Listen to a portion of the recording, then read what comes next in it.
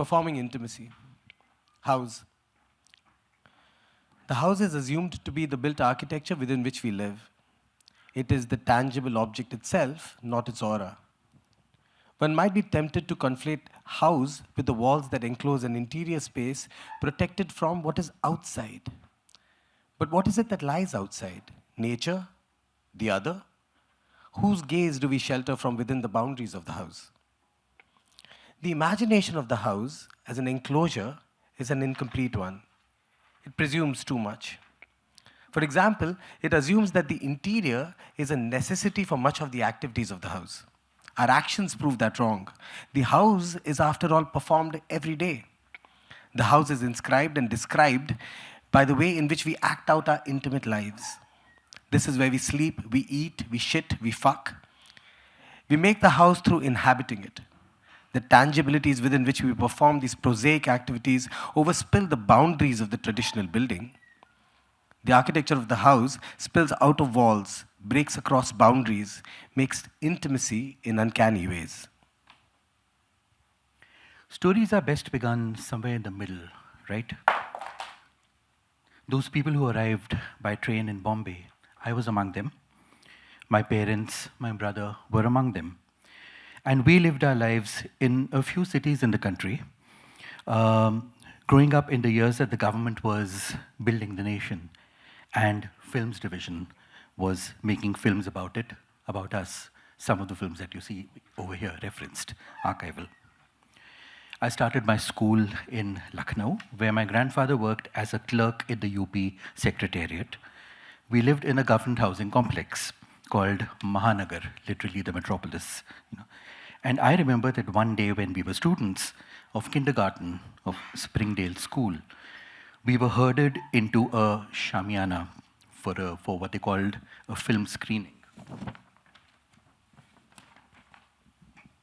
I remember being shown a newsreel with Indira Gandhi, black and white. It was probably about the war effort towards the liberation of Bangladesh.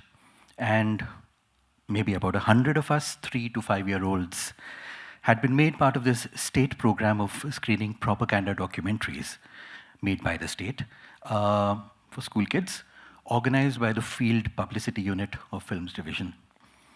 And this is my first memory of watching a documentary ever. I remember that all the window panes and skylights in my grandfather's house had been painted a deep opaque green by my uncle for 2 reasons. One, to keep the rooms cool in the summer, and also to facilitate the blackouts during the air raids in the war. Home. We all know that well-known cliché that the house is not a home, with the aura of intimacy that the latter word implies. To be home is, after all, to find oneself in a space of comfort, implying a sense of return to a place of truth. The form and shape of this place might not neatly conflate with the place we were born or the place where people like us live. We find a home in different ways, and perhaps we find many different homes as we live. The home is the datum against which we map our experiences, the zero state against which we calibrate the chaos of the world. Naturally, this imagination of home does not easily and usually never overlap neatly with the architecture, no matter how blurred the edges of the house that we make might be. The boundaries of homes are fluid, amorphous things. They are emanations that reach out from within ourselves, enveloping space, time, people, things. Homes are found in moments that trigger memories that flood through us, in images that beckon us towards them. They are in memories where we recognize ourselves in stillness. The desire for a home is the desire to come to rest, towards the comfort of stillness, maybe even death. People like us. People like us. My mother was 5 years old at the time of India's independence. She remembers living in a single-room house with her parents, younger sister and grandmother. Their single-storied house was on a corner plot on a dead-end street, Gali Bal Krishna, in Delhi's Paharganj. It was a trapezoid-shaped room that tapered inwards. Her grandmother's kitchen was below the staircase that led to the open, interconnected terraces of all the houses that you could hop across and move around the entire neighborhood. Mom grew up among the refugee kids from Pakistan who had moved into the neighborhood with their families. There'd be games, play, everything that normalized their lives amid the trauma and the violence of partition, displacement, losing a home, moving to an unknown place to start life over.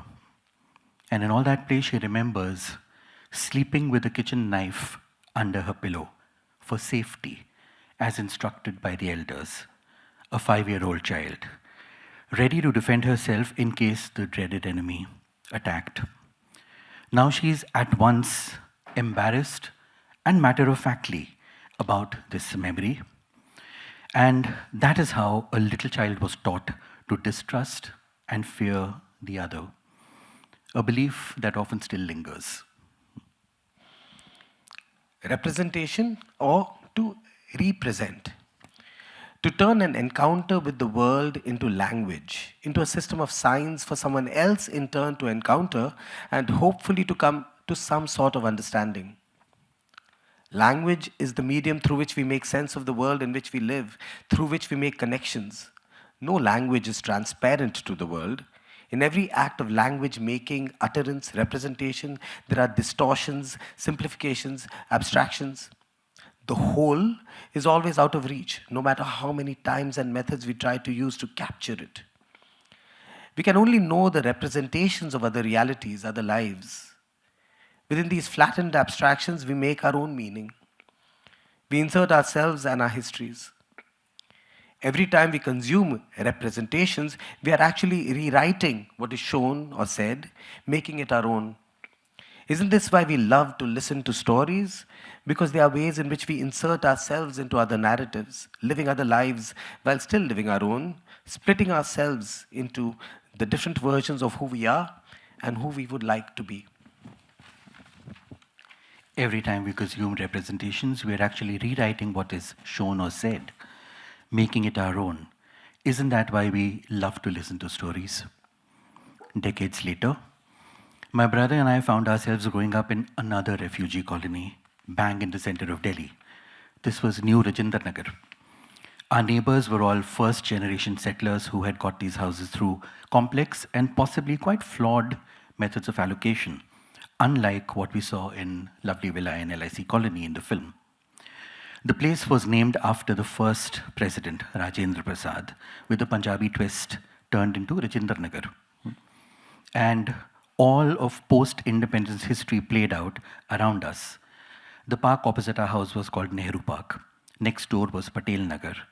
Other roads and landmarks were named after the places that the residents had left behind, like Dera Ismail Khan Public School, which stood next to Bapu Adarsh Vidyalay, where my brother studied and bunked school every time there was a cricket match on our black and white TV, unlike the color TV that Rohan's family had. Our landlords were Sikh. Indira Gandhi was killed in 1984, and the men of the neighborhood maintained a nightly vigil. As we heard police sirens and the TV and the radio suspended all broadcasts to play morning music and prayers of different faiths, including Sikh, to not vilify an entire community for what was a political assassination, even as the riots went on for several days and our lives and the country changed irreparably. Autobiography.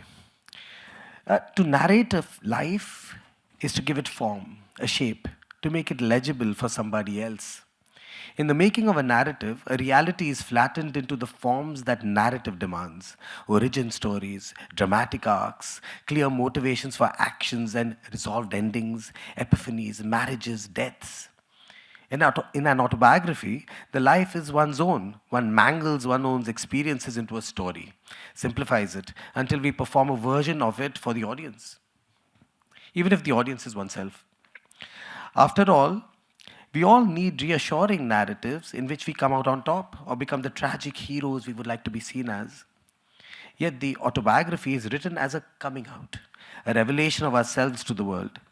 Nothing is really further from that truth.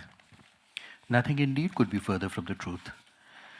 The difference of the personal and the private, things you don't put out in public view, and then surprise yourself by the things you do put out in public view. We live in a time when performativity occupies an unprecedented part in our lives. Where is the space for privacy? Where is the space for quiet? And making a personal film is an act of laying oneself bare, or at least pretending to do so. Pretending to do so, a performance of intimacy. The personal film is riddled with a contradiction at its heart. While the intimate is the denial of the world's gaze within, the personal film, like this one, claims to allow transparency to the gaze of the other, to allow access to all as we stand naked. The seduction of watching a personal film is in feeding a hunger for an unadulterated, authentic look at the innards of a life. In the making of a personal film, when we perform letting people into our world, we perform a version of the world. A mark of authenticity is donned to make the feeling feel truthful, an impression of nakedness. In truth, though, we share with the audience only that which we believe allows them to empathize with us as heroes of a narrative. What do we choose to share and why? What does it mean to perform a home? The house and the home are domains where we perform our identities, our histories, and our desires. They become fodder for stories. In the act of representation, we flatten those into narratives. The narrative structure is designed to have gaps. Audiences enter these gaps and they write their lives into them. The personal works as a decoy, creating an impression of authenticity. The impression is often broken by pulling away the mask and revealing nothing or yet another mask. After all, there might be no real true identity, only an unending series of masks. A large gap appears right at the heart of the performance. The truth does not really exist. In this yawning gap at the heart, the audience is forced to fill something. Often, it inserts itself as a mirror. The audience is forced to confront itself. The intimate overspills its cloistered existence within one's own life story and reaches out to the world, hopefully embracing much more. Lives begin to resonate with each other, allowing us to understand each other, to make the personal political again. Thank you.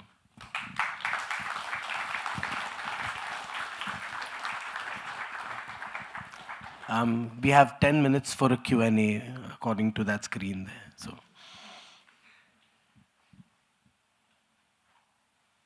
are there any questions? Or anything else, actually, now that all the serious stuff is over? Comments are also welcome.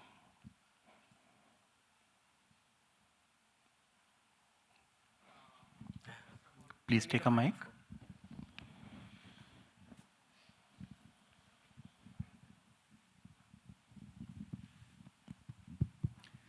First of all, congratulations for the film. It was really interesting to see an architectural professor and a filmmaker make a film together. And I have a question or sort of a comment about the last scene. Uh, we can say that you had tried to build an idea of a house throughout the film. And as an audience, we had our own imaginations about what your house was, and we could also probably relate to our own houses. And I was maybe the last scene that you put about the destruction of house. I mean, it was sort of abstract thing put in the film that I could relate it to how I see that how redevelopment projects are going on. So I wanted to know from both of you what your personal ideas was about the last scene. Which last thing do you mean? About the destruction Buster of Keaton. house. Buster Keaton, the black and white silent film. Okay. You know, one of the things that the idea of the house or the home, is always something that is at one point, of course, a place where we find comfort and, and it's been romanticized so much. But also the home can sometimes also end up becoming a dungeon like a prison. We seem to be caught up within that world, and especially the home itself will come with certain kinds of expectations of whom I'm supposed to be. A certain good boy at home, a certain kind of perpetuity of heterosexuality, perhaps. That seems to be expected from a particular idea of the home. So the idea of inserting that at the end was to kind of talk about the home as something that is never always still, especially also in the reading. The home is always constantly made. You're always making new homes constantly, and it's necessary that we constantly imagine homing more as a process than we do as something that needs to be fetishized as a place that we all need to return to nostalgically. The danger of the film, because it was a film about my own home, is that it catered to my own nostalgia as well, and my relationship with my father. Okay. And it was important for me to also begin to place that nostalgia into some sort of criticality, place it into some kind of question in terms of of course, it's important, but it's also releasing. So the idea was to kind of use Buster Keaton as a way of thinking about homes as processes, as perpetually processes of making, breaking, and reconstructing. Right? It did not have a reference to the current redevelopment projects in the way that we had imagined them. But if that's what you get from it, then that's fine. Yeah. And why Buster Keaton? Because a lot of his work he deals a lot with architecture. His work is very architectural. There's major research that's been done on it. And I discovered on Twitter a thread that uses a lot of Buster Keaton films as GIFs. A lot of this, in a comic way, but the entire architectural imagery behind it. We also discovered that this film that we used, it's called 1 Week, was made exactly 100 years before our film. This is 1920, our film is 2019. And so, yeah, we found a lot, given the theme of the film, we found a lot useful to sum up. We could not have ended with Rohan's father's passing or the black and white images of Charles Correa's LIC colony. So it needed to critique ourselves, get out of it, and expand the meanings by using that. Also, me and Buster Keaton share the birthday.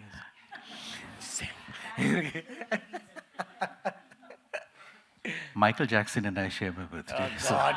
Damn. Yeah. Can't compete with that. Yeah. Anyone else? Here. Just a little bit backstory for us, yeah. because this is wonderful, very insightful, makes us think. How did this all come about? I mean, was it just one morning you woke up, you decided to make this film? Okay. Was there something on your mind? How did it develop? How did it evolve?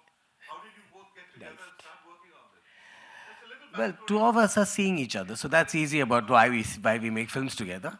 So two of us made a film earlier called Nostalgia for the Future, and this was a film on Indian modernity, and it for some reason it did well for us. It took us to different places around the world, and one of the places it took us to was the university at Delft in the Netherlands, where there was an exhibition and a seminar on Charles Correa. And when we got there, there was an exhibition in the lobby of his work. And in that, I saw a large photograph of my living room.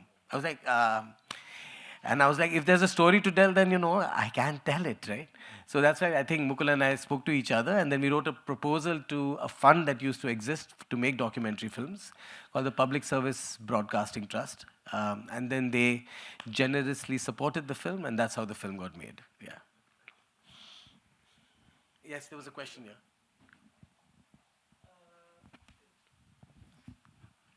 Yes. My question is a little different. First of all, thank you for letting us into your life. But you made the comment about, that we are brought up to sort of fit into a certain idea of a person that you're supposed to be. When you want to, you have to be conformed to like this idea of what a man could be, or a heterosexual sort of idea. So then living in a tight-knit sort of community that you've grown up in, how did that, that closure or like that closeness to your family, your neighbors, etc., then, affect this growing up, and then you realize that, you do not sort of conform to this idea of a person that you're supposed to be? I don't think anyone does. I think all of us in many ways are strange people. We don't all kind of fit into that neat little box. What was important for us in the film was to be able to think about the personal and the political simultaneously. And I think that was an important kind of moment for us. A certain idea of the nation state as a place for the democratic, a space where the state had its responsibility towards the creation of housing in the city. And something happens in the mid-90s or the early 90s where that entire imagination changes. And you have, of course, the demolition of the Babri Masjid. You have the liberalization of the economy. And suddenly that entire imagination of who we were meant to be as a nation changes. So that is actually the big, for us, that was an important kind of moment in the film. And it really, if you see the film is split at that moment, where from being relatively straightforward as a film, it begins to kind of become confused and confusing. As far as this idea of, my family is a very easygoing family, so I never had trauma in that sense from them, so that wasn't so much of a problem. I had trauma from the nation. That's another matter, yeah.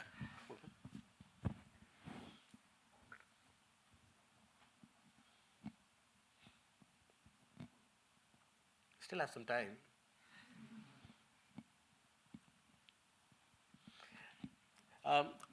The film is full of internal references, which are references to this oral, the sound, for example. The music is all music directly related to my family. It starts off with my music teacher and my mother's music teacher, and then my mother starts singing. Pahat is Hali sung by my mother. The famous Marathi song Mendicha Panavar was written by my uncle. So it's like, it's all the musical references and this oral references are in it. Even the little piano piece that goes tung, tung, tung, tung, that's Madonna's Open Your Heart. So there is a sort of referencing that's happening through it that may not be apparent to any of you. So I guess those are in jokes for us. And the film uses all kinds of visual material as well, you know. I mean, the entire archive of Rohan's family, you know, still photographs, cell phone photographs, videos. And within it, the nature of the image carries a timestamp. You can tell that this is probably taken at a particular time because it's a very low-grade cell phone image. So you are immediately thinking, oh, maybe this is 2005 or somewhere about it. There's, of course, the formal archival material from Films Division, you know, which is an organization I've studied and worked with quite a lot. So it's all out of there. And yeah, so all those oral memories and histories, you know, which then connect and become experiential in the film, along with all the visual material of absolutely all kinds. People get sometimes very upset because there's a very, very pixelated image of Charles Correa's Kanchenjunga. You know, like, why couldn't you shoot it again? I said, no, because, you know, this is our image taken on a cell phone way back when cell phone videos were terrible. And it's okay, if you get it, you get it, otherwise it's just a memory, you know, so yeah. Please wrap up, it says. Yes, but there is a question. On that note, oh, there is a question? Okay, final question and then we wrap up. Hi, big fan. So my question is, do you think there is a role of the external world, be it breaking traditions or making our new traditions, or the culture that we imbibe from that external world, make an intimate space like a house, the home that we inhabit? I was looking at you. No, he was looking at me. Both of you, both of you. I mean, we always do, right? I mean, we always do. Like, I've read out my experiences of my family and everything that shapes you, you know, which is coming from who you are, which is coming from the time that you live in, which is coming from the entire spirit of the time, the zeitgeist, you know. It's coming from what the state is doing, it's coming from what the media is doing, you know. And within that also, you might decide to go with the flow, or you might decide to push back if you think there's something that you don't, that doesn't really agree with you, you know. So it's somewhere in between, and these pushes and pulls might be happening within the same family, within the same home. You know, that is how all homes are made. And yeah, so I think, yeah, I mean, your answer lies in the question itself, really.